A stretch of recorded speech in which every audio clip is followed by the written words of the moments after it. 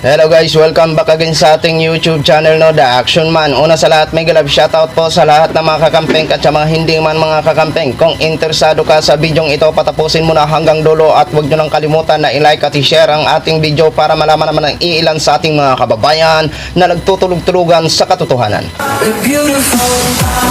So muli naman nagbabalik ang nag-iisa nyong host na si The Action Man para magbigay ng komentaryo at reaction sa mga mainit ng issue ng bayan.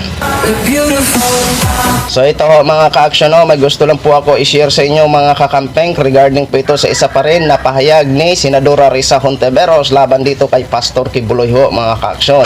Kasi sa isang interview po na itnatanong po si Senadora Risa Hontiveros kung ano ang masasabi niya sa pagka-appoint ni Duterte bilang administrator ng kayamanan ng QGC ho mga ka-action. At ito po talagang hindi po talaga maiisahan ito si Senadora Risa Hontiveros.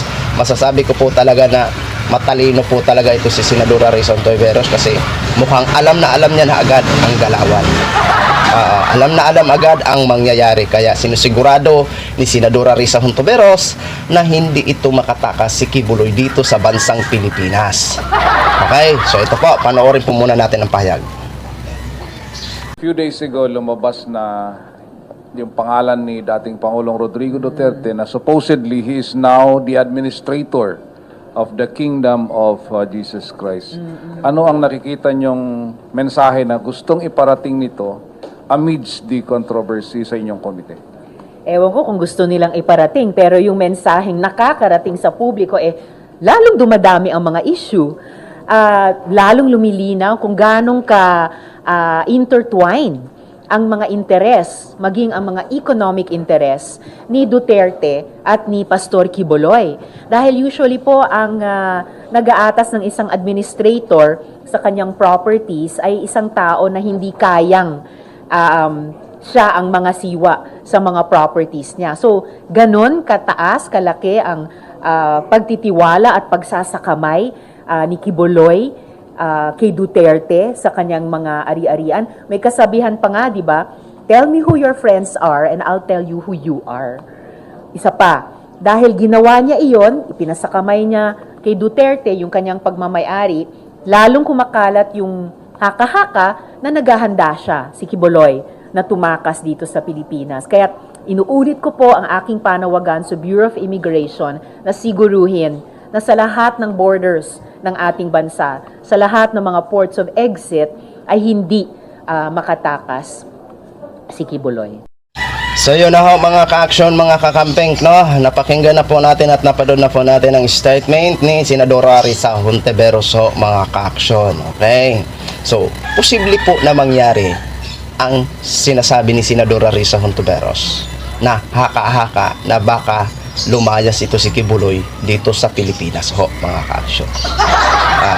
Kaya lahat na kaya pinapa-alerto niya ang immigration natin na hindi talaga makatakas ito si Kibuloy dito sa bansang Pilipinas. Okay?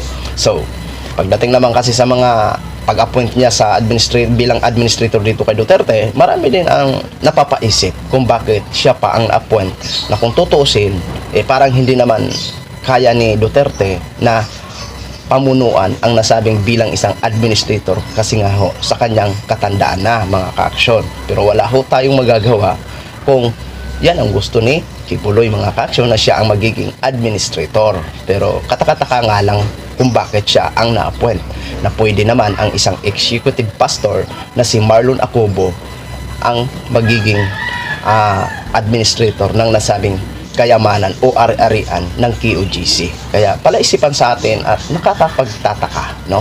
Pero gaya ng sabi ko, wala ho tayong magagawa. Basta ngayon pa lang, tutukan muna natin itong kaso ni Kibuloy at laban ni Senadora Risa Hontiveros kung sino po ba talaga ang magwawagi. Pakinggan natin si Kibuloy kung ano ang kanyang magiging pahayag if ever man na dumalo siya sa Senado ho mga ka-action para hindi ho tayo maging bias. Total na pakinggan na natin ang mga testigo ni Senadora Risa Hontiveros. So, panahon naman at hinihintay natin na magsalita si Kibuloy sa harap mismo ng Senado ho, mga ka-action.